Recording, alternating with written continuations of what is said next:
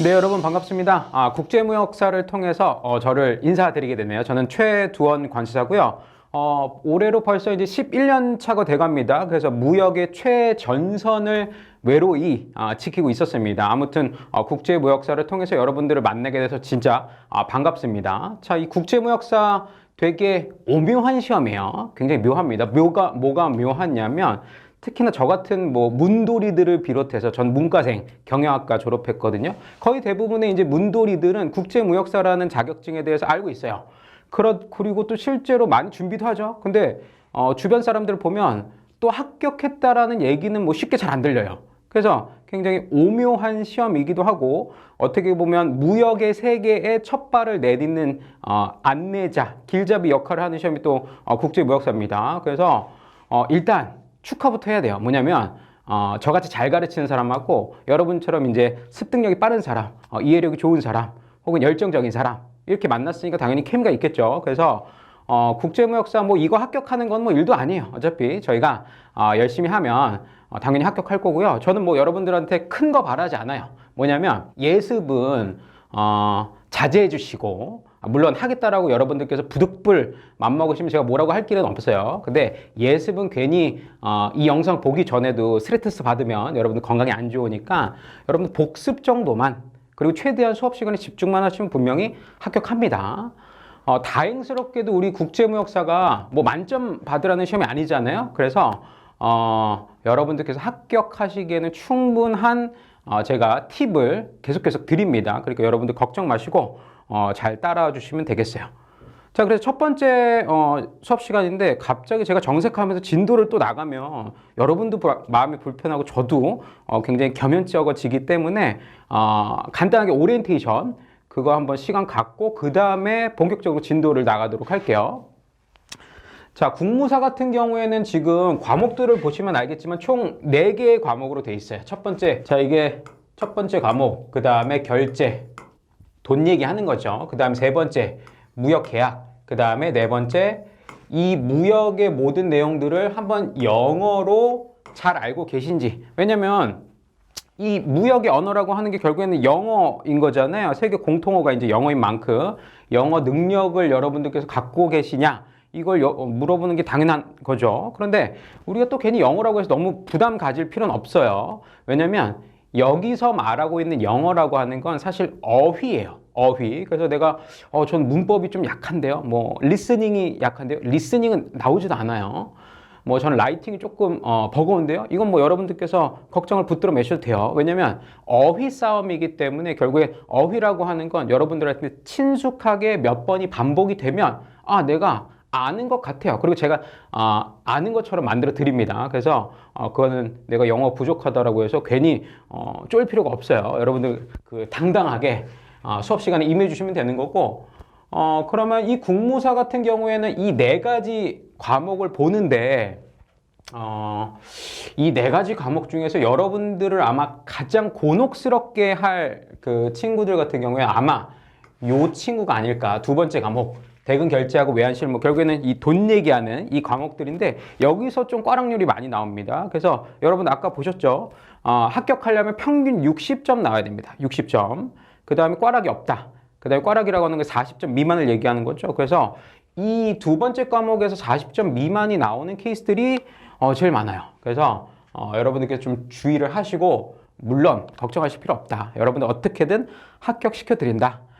심지어는 비전공자를 기준으로 전공자분들은 제가 뭐 걱정을 조금 덜 해도 되고 저는 이제까지 무역과 전혀 관계없는 인생을 살았는데 어떻게 하나요? 상관없습니다.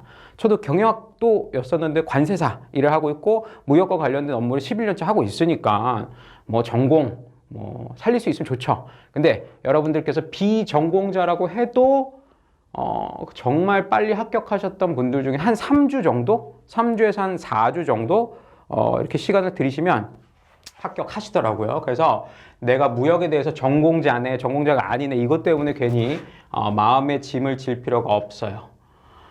자, 두 번째 과목이 제일 이제 악당 같은 이제 과목이 되는 거고 나머지 첫 번째, 세 번째, 네 번째 네 번째도 사실 특성에 대해서는 말씀드렸죠.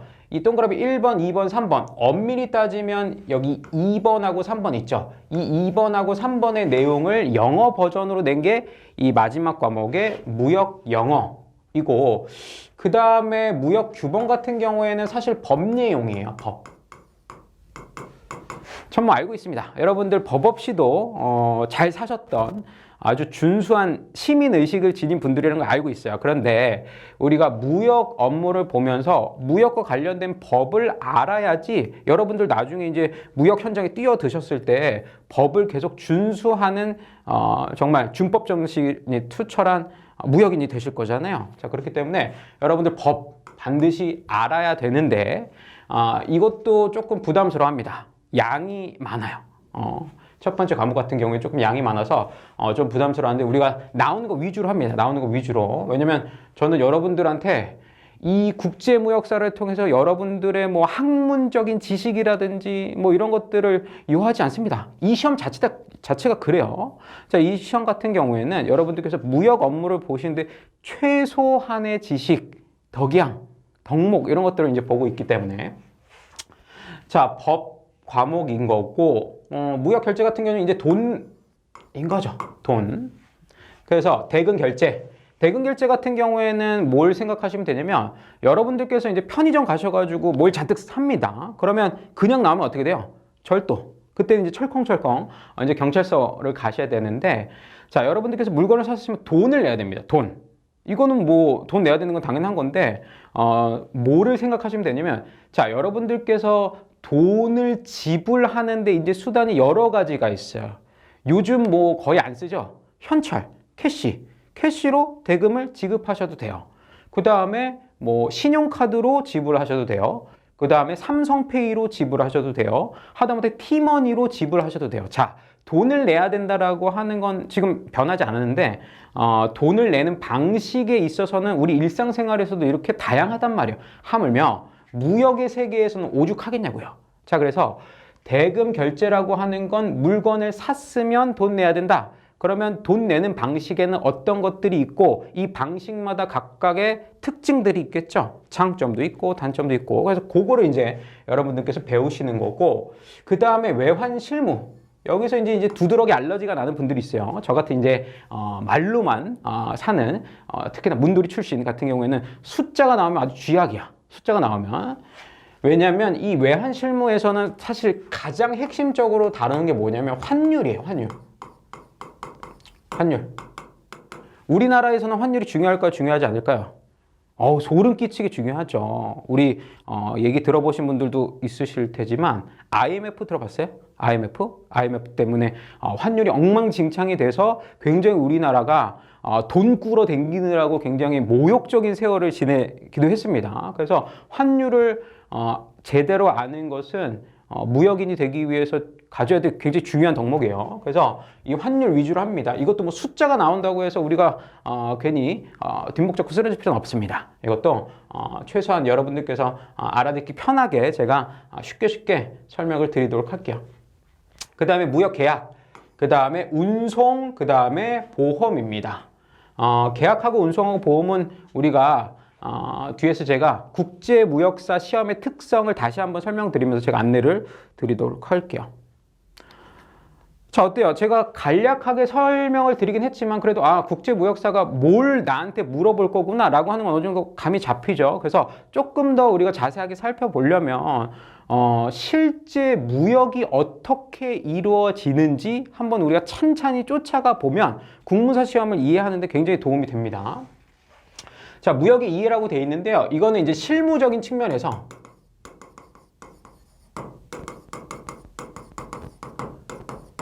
실무적인 측면에서 무역이라고 했을 땐 이 프로세스를 거치게 됩니다. 물론 순서는 조금 달라질 수 있습니다. 순서는 달라질 수가 있는데 자, 일단 계약을 해야 되겠죠. 계약. 자, 누구하고 계약하는 거예요? 우리가 흔히 무역이라고 했을 때는 수출자하고 수입자 간에 계약하는 거죠. 혹은 수출자를 판매자라고 부르기도 하고 그 다음에 수입자를 구매자라고 부르기도 합니다. 어쨌든 파는 사람하고 사는 사람하고 같이 계약이 되어야지 무역 계약이 이제 성립이 되는 거죠. 자, 그렇게 해서 무역계약을 성립을 해서 우리가 예를 들면 수출자 입장에서 한번 고민을 해봅시다. 이제 수출자 입장에서 이제 감정이 빙의가 되는 거예요. 자, 그러면 계약을 체결했다. 그 다음에 예를 들면 요번에 우리가 누구한테 수출할 거냐면 미국에 있는 존슨한테 수출할 거예요. 미국에 있는 존슨한테. 자, 미국에 있는 존슨한테 우리가 수출했으니까 뭐 해야 돼요? 돈 받아야 되죠. 세상에 공짜가 어디 있어. 우리가 수출했는데 돈 안 주면 존슨한테 따져야 되겠죠. 그래서 자, 존슨한테 수출을 하고 대금을 결제받기로 했어요. 결제받기로. 자, 그리고 나서 이제 예를 들면 선결제라고 한번 해볼게요. 선결제. 선결제라고 하는 건 뭐냐면 우리가 존슨한테 물건을 건네주기 전에 미리 결제를 받는 거예요. 그러니까 우리 수출하는 물품이 되게 경쟁력이 있다라는 소리야. 왜냐면 물건을 존슨이 받기도 전에 우리한테 돈을 준다라고 하는 건 우리가 판매하는 물품이 굉장히 경쟁력이 있다라는 거죠. 자, 그래서 선결제 받았어요. 우리가 결제 받음. 존슨으로부터. 자, 미국에 있는 존슨으로부터 결제를 받았다. 자, 돈을 받았으니까 판매자인 우리 입장에서는, 한국에 있는 수출자인 판매자 우리 입장에서는 이제 물건을 건네줘야 되겠죠. 존슨한테. 자, 그런데 여러분들 우리가 직접적으로 비행기 타고 존슨한테 물건 딜리버리 하나요? 아니죠. 우리도 바빠요. 우리도 바쁘기 때문에 자, 이러한 역할들은 우리가 흔히 물류 회사들한테 아웃소싱을 하죠. 자, 그 아웃소싱 받으시는 분들을 우리가 흔히 포워딩 회사 혹은 뭐 운송 회사, 포워더, 자, 이렇게 부릅니다. 자, 그리고 나서 운송인한테 우리 수출 물품 미국에 있는 존슨한테 잘 좀 부탁드려요 라고 운송 계약도 등장을 하게 되죠. 자, 그 다음에 이제 태평양을 건너서 자, 미국에 있는 존슨한테 예를 들면 우리 요번에 수출 물품 배에 실려서 가고 있다라고 할게요. 자, 배에 우리 수출 물품이 실려가지고 태평양을 건너가고 있어요. 자, 건너가다가 무사히 미국에 있는 존슨한테까지 잘 전달이 되면 다행이에요. 그럼 해피해. 나도 해피하고 존슨도 해피해. 물건이 안 다쳤으니까. 그런데 만약에 이 태평양을 건너다가 물건이 박살났어요. 만약에 뭐 예를 들어서 배가 뒤집어졌어. 배가 뒤집어져서 물건이 온데간데 흔적도 없이 사라졌어. 이런 경우도 충분히 있을 수 있단 말이에요. 왜? 국제 거래니까. 국제 거래라고 하는 건 자, 판매자가 있는 국가하고 그 다음에 구매자가 있는 국가가 서로 다른 국가를 말하는 거죠. 자, 그래서 자, 서로 다른 국가에 소지하고 있는 사람들이 거래를 하는 것이 바로 무역계약인 거고, 자, 이 무역계약 같은 경우에는 거리가 멀어요. 거리가 먼 만큼 자, 위험에 노출된 확률이 어떻게 되는 거예요? 커지는 거예요. 커지는 거. 자, 그래서 태평양 건너다가 배가 뒤집어져 가지고 이제 내 물건 박살났네, 없어졌네, 이러한 상황들이 생긴다. 그러면 이때 이 위험을 관리해줄 위험, 배가 뒤집어져서 내 물품이 박살나거나 손상나거나 아예 없어져 버리거나, 이게 다 위험이잖아요. 이 위험을 관리해줄 사람한테 이걸 위험을 해칭시켜야 되겠죠? 해칭. 자, 그거를 보험업자라고 합니다. 보험업자. 자, 그래서 보험을 가입하는 거예요. 보험을. 자, 여기서 말하는 이 보험은 우리가 흔히 적하보험이라고 합니다. 여러분, 차 갖고 계신 분들은 다들 의무적으로 그 보험 가입하시죠? 왜냐면 내가 운전을 하다가 사고를 냈어요. 그러면 상대방의 차량 혹은 상대방의 건강이라든지 어쨌든 정신적인, 경제적인 손해를 내가 미칠 수 있으면 이거에 대해서 보험업자가 대신 좀 책임을 져주십시오. 그 대신 나는 뭐 해야 돼요? 보험료 내야죠. 보험업자도 뭐 공짜로 땅 파서 장사하는 거 아니니까. 그래서 이것도 마찬가지입니다. 무역에 있어서의 보험은 적하보험이라고 하고, 이 적하라고 하는 게 결국에는 뭐냐면 물품이라고 생각하시면 돼요. 물품. 우리 같은 경우에는 지금 수출자 입장에서 감정이 이입된 거니까, 자, 수출할 때 수출 물품에 대한 적하보험을 자, 부보를 하겠죠. 부보를. 그렇지만 이 보험 같은 경우에는 부보하는 것이 의무는 아니죠. 왜냐면 수출자 혹은 미국에 있는 존슨 수입자, 나는 판매자, 존슨은 구매자. 판매자, 구매자 너무 담대해. 너무 용기 있어. 완전 매력적이야. 그래서 아유 뭐 박살 나겠어? 배 뒤집어지겠어? 뭐 비행기 떨어지겠어? 뭐 물건 다치겠어? 아무 일도 안 날 거야. 라고 맘먹고 보험가입 안 하고 실제로 아무 일도 안 일어나면 뭐 괜찮죠. 별 문제 없어요. 자, 그런데 비행기가 다치고 비행기가 뭐 다치면 당연히 비행기 안에 실려있는 물건들도 다 뭐 박살 나겠죠. 그 다음에 지금 말씀드린 것처럼 배가 뒤집어지고 자, 이러한 위험들이 발생할 수도 있으니 보험을 미리미리 들어놓는 게 좋죠. 왜? 이 보험료가요, 막 소름 끼치게 사실 비싸지 않아요. 뭐 1억 물건에 대해서 적하보험을 든다라고 해도 뭐 돈 1,000만 원 하는 게 아니거든요. 돈 100만 원 하는 게 아니라고요. 자, 그렇기 때문에 이 보험료가 상대적으로 저렴하기 때문에 기본적으로 무역 계약을 한다라고 하면 자, 판매자인 내가 들거나 혹은 구매자인 제가 들거나 둘 중에 하나는 사실 들 수밖에 없습니다. 지금 우리 가정은 판매자인 우리가 드는 거예요. 자, 지금 벌써 보니까 어때요? 무역 계약이라는 걸 맺으니까 결제와 관련된 계약, 운송과 관련된 계약, 보험과 관련된 계약이 착착착착착착 따라오죠. 그래서 무역 계약이라고 하는 건 무역 계약을 뒷받침하는 이러한 부수적인 계약들을 탄생시켜요. 수반한다. 뭐 이렇게 표현을 하고. 자, 여기까지가 이제 일반적인 무역의 실무적 차원에서의 절차라고 보시면 되고, 여기 보시면 중재라고 돼 있는데, 여러분들 다들 뭐 누구 좋아해 보신 적 있죠? 그 다음에 여사친이나 뭐 남사친이나 어쨌든 살아가시는 분들이랑 연애해 보셨죠? 그런데 이 연애가 영원 무궁하면 참 좋겠지만 어쩔 수 없이 헤어짐의 순간이 오는 때가 있어요. 근데 헤어질 때도 아름답게, 곱게 헤어지면 너무너무 좋은데 막 헤어질 때 감정이 악화되고 격화되면 내가 너한테 사준 거 내놔. 벌써 중고시장에 팔았어. 서로 막 목소리 높이고 이렇게 된단 말이에요. 자, 그래서 제가 드리고 싶은 말씀이 뭐냐면 자, 만났을 때도 아름다우면 좋겠죠. 그런데 헤어졌을 때도 진짜 아름다울 수 있는 게 그게 진짜 좋은 인연의 정리가 아닐까 생각이 들어요. 자, 무역계약도 마찬가지예요. 무역계약에서 아름다운 이별은 뭐예요? 아름다운 이별은 자, 판매자는 약속된 물품을 약속된 시기에 약속된 수량, 약속된 퀄리티, 품질을 갖춰서 구매자한테 주면 되는 거고 그 다음에 구매자는 이제 또 의무가 뭐예요? 구매자도 내가 물건 줬으니까 구매자도 나한테 돈 줘야 되겠죠. 자, 이렇게 서로 해야 될 일을 깔끔하게 한 다음에 서로 헤어지면 오히려 애틋해. 오히려 애틋해 막 생각나고 그래요. 자, 그런데 그렇지 않은 경우들도 생긴단 말이에요. 즉, 싸울 수밖에 없는 상황이 생길 수도 있어요. 자, 그랬을 때는 어떻게 해결할까? 라고 하는 게 바로 중재라고 하는 절차예요. 이거는 싸움의 방식 중에 하나예요. 싸움의 방식. 그래서 여러분들 그 중재랑 흔히 대비되는 그 싸움의 방식이 소송이에요. 소송. 자, 소송하고 나중에 중재.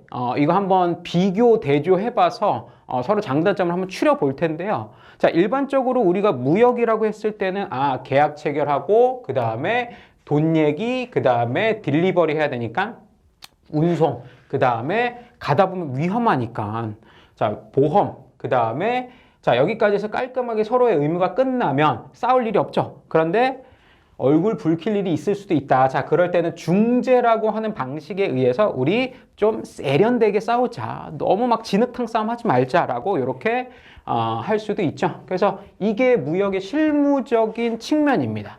그리고 이게 바로 우리 국무사 시험의 시험 범위인 거예요. 시험 범위. 그래서 국무사 시험 같은 경우에는 막 깊이가 막 소름 끼치게 막 깊다거나 사실 그러진 않아요.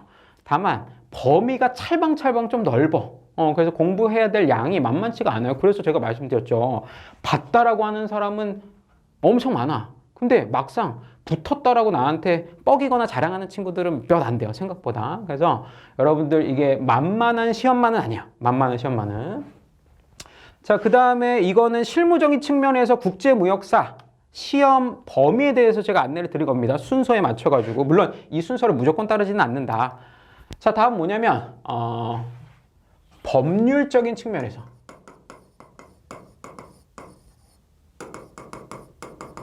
측면에서 무역이라든지 국제무역사 시험을 한번 이해를 해보자.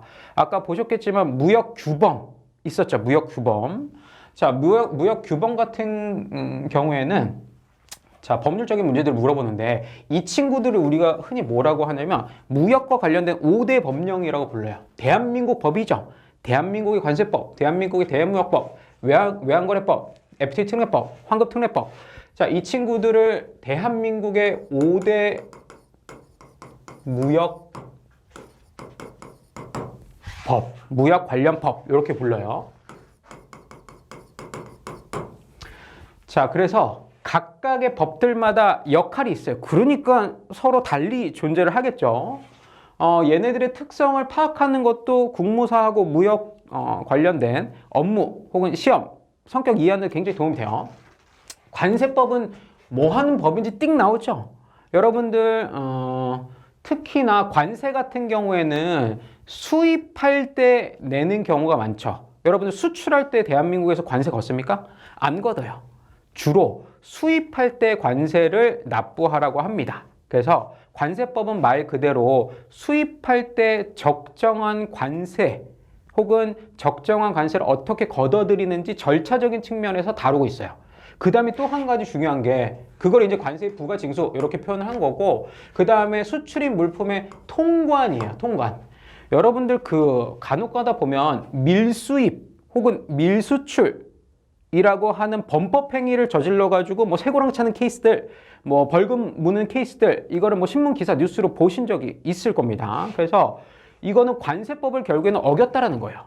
밀수입 죄를 저질렀다 혹은 밀수출 죄를 저질렀다, 이거는 관세법을 어긴 것이고 결국에는 수출 절차, 수입 절차, 흔히 수출 통관, 수입 통관 이렇게 얘기를 합니다. 이 절차들, 통관의 절차들을 어겼다라고 하는 겁니다. 그래서 관세법이 규정하고 있는 거는 당연히 관세와 관련돼서도 다루고 있지만 통관의 절차에 대해서도 다루고 있더라. 이게 우리 시험 과목인 거예요. 우리 국무사.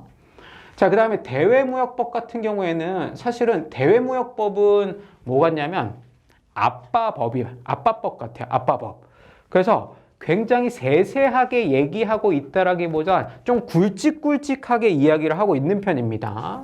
그래서 우리 시험과 관련돼서 우리가 대외무역법 상에서 조금 신경을 써야 되는 부분 중에 하나가, 예를 들면 원산지, 특히나 원산지 표시. 여러분들 그 물품 보시면 메이드 인 코리아 혹은 메이드 인 차이나, 메이드 인 뭐 이탈리, 메이드 인 USA 이런 식으로 원산지 표시를 보실 수가 있을 겁니다. 자, 그래서 원산지 표시를 관장하는 법 중에 하나가 대외무역법입니다. 물론 대외무역법에서 다루고 있는 많은 영역들이 있는데 그건 이제 대외무역법 시간에서 우리가 자세히 한번 볼 거고요. 그 다음에 외국환 거래법. 외국환, 예전에는 사실 외국환 관리법이었어요. 관리법에서 외국환 거래법이 됐습니다. IMF 이후에, 그러니까 별거 아닌데도 한 끗 차이인데도 관리법하고 거래법은 뉘앙스가 상당히 많이 다르죠. 그래서 관리는 말 그대로 관리하겠다. 누가 관리하겠어요? 정부가 관리하겠죠. 근데 이게 많이 이름도 순화되고 실제로 규정도 많이 순화됐어요. 자, 그러면서 외국환 거래법이 이제 되었습니다. 자, 외국환 거래법이 왜 필요하냐? 예를 들면, 자, 우리가 수출자고, 우리가 수출합니다. 그 다음에 미국의 존슨에 이제 수출하는 거예요. 혹은 거꾸로 될 수도 있죠. 미국에 있는 존슨한테 수입할 수도 있죠. 자, 수출하거나 수입하거나 뭐가 항상 왔다 갔다 해요? 자, 우리가 수출해서 물품을 보내줬으면 존슨은 뭘 보내주는 거예요? 그거의 상호는 돈 보내주는 거예요. 돈. 자, 그 다음에 우리가 수입했으면 물건을 받았죠. 그러면 상응해서 우리가 뭘 줘야 되는 거예요? 돈을 보내줘야 되는 거예요. 돈을. 자, 이런 식으로 돈이 왔다 갔다 하는 것이 이제 무역 거래라 이거죠. 돈이 왔다 갔다 하는데. 자, 그런데 수입 한번 생각해 볼까요? 수입? 예를 들면 여러분들 그 수입할 때 미국으로부터 존슨한테 물건을 받았으면 우리가 돈을 보내줘야 되는데, 존슨 입장에서는 예를 들면 대한민국의 원화를 우리가 준다라고 하면 존슨 입장에서는 어떨까요? 장난쳐? 라고 얘기할 수 있죠. 왜? 우리 입장에서는 자랑스러운 원화이지만 존슨 입장에서는 원화는 상당히 불안정한 통화란 말이에요. 그래서 지금과 같은 경우에 수입했을 때 존슨한테 달러로 줘야 되겠죠. 존슨이 달러로 달라고 할 거예요. 분명히. 자, 이런 식으로 외국환이 수반되는 무역 거래들이 있기 때문에 이 외국환을 주고받을 때 이걸 관장하는 법률이 외국환입니다. 물론 외국환만 관장하지 않습니다. 대한민국의 원화도 관장합니다. 그래서 외국환 거래법 같은 경우에는 사실 무역에 있어서는 너무너무 중요해요. 실제로 제가 여러분들 그 관세조사 아시나요? 관세조사? 여러분 그 세무조사 마냥 관세조사도 있어요. 그래서 주로 수입 기업들을 대상으로 뭐 5년에 한 번이라든지 이렇게 정기적으로 수입 규모가 큰 회사들을 위주로 관세조사라는 걸 합니다. 그래서 관세조사에서 주로 보는 게 뭐냐면 결국에는 이 대한민국의 무역과 관련된 5대 법령들, 실제로 이것 말고 또 있어요. 근데 중요도로 따졌을 때 이 친구들이 좀 한몫을 하니까 얘네들을 잘 준수했는지를 한번 테스트하는 거예요. 테스트. 그래서 테스트라고 하는 게 뭐 잘 봤으면 어우 잘 보셨네요. 칭찬하고 빠이빠이 하고 못 보셨네. 아유 다음 기회에 또 잘 보세요. 빠이빠이 이렇게 하는 게 아니에요. 관세조사 자 끝나고 이 법률과 관련돼서 위반된 사항이 있으면 과태료도 때리고 벌금도 때리고 그 다음에 추징도 하고 가산세 잔뜩 붙여가지고 자 이런 식으로 여러분들한테 책임을 묻는 과정을 관세조사라고 하는 겁니다. 그런데 이 관세조사 하다 보면 이 외국환 거래법을 어겨가지고 과태료 맞거나 좀 심하면 벌금 맞는 경우들이 굉장히 비일비재하게 많이 발생합니다. 그런데 이 외국환 거래법이 어려운 법이에요. 그러니까 왜 어렵냐면 너무너무 지저분해. 절차법이라서 자 이거 하시고 싶으면 이거 하세요. 이거 하신다면 또 이거 하세요. 그러면 안 하셨어요? 그러면 왜 안 하셨는지 제가 뭐 일이 있어가지고 그 이유 안 물어요. 그냥 절차법이기 때문에 절차를 따랐으면 잘하신 거고 절차를 어기신 거면 그때 이제 과태료 맞고 과태료보다 심해지면 이제 벌금 두드려 맞고 이런 겁니다. 그래서 이 외국환 거래법은 굉장히 많은 수출입 기업들한테 어려운 법이에요. 그래서 이 외국환 거래법 같은 경우에는 다행스럽게도 우리 국무사 시험에 안 나와요. 너무 신나죠? 너무 신나죠? 그래서 이 외국환 거래법 같은 경우에 사실 되게 실무적으로 중요하지만 이 외국환 거래법이 어려워요. 그래서 사실은 우리가 문제를 주로 푸는 수험생 입장이 되지만 출제자 입장에서 생각을 해보면 만약에 법이 너무 지저분하고 그 다음에 어려우면 출제자 입장에서도 어때요?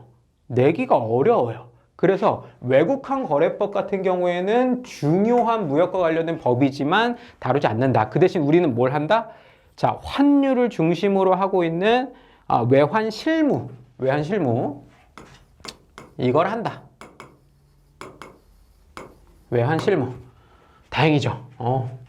저도 마음 편해요. 자, 그 다음에 FTA 특례법하고 환급 특례법을 다루긴 다뤄요. 국무사에서 다루긴 다루는데 몇 문제 안 나와요. 몇 문제 안 나옵니다. 근데 어쨌든 무역과 관련해서는 굉장히 중요한 법이긴 하죠. 그래서 FTA 특례법 같은 경우에는 우리나라 같은 경우에는 FTA를 좀 많이 맺은 국가들 중에 하나입니다. 그래서 우리나라 정도의 경제 규모들이 딱 FTA 맺기가 적당하고 맺었을 때 효과가 상대적으로 좀 큽니다. 오히려 있잖아요. 미국이라든지 뭐 중국이라든지 뭐 일본이라든지 이렇게 내수 시장 자체가 크고 그 다음에 어느 누구라도 물품을 만들었을 때 미국 시장 진출하고 싶고 중국 시장 진출하고 싶고 일본 시장 진출하고 싶잖아요. 왜? 거기 시장이 크니까 얻어먹을 게 많잖아요. 자, 그러한 국가들 같은 경우에는 경제 규모가 큰 데죠. 인구도 많고 그런 데들은 오히려 FTA를 잘 맺지 않아요. 왜? FTA를 안 맺어도 다 우리 시장에 진입하고 싶은 욕심들이 있으니까.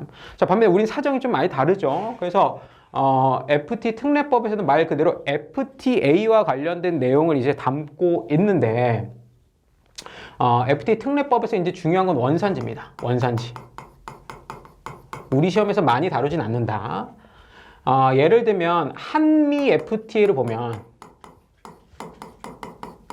한미 FTA 왜 맺는 거예요? 여러 가지 뭐 아름다운 뭐 말이 있겠지만 한국에서 미국으로 수출할 때 우리가 수출하는 물품이 한국산 물품이면 미국에서 수입 통관될 때 관세 혜택 줄게.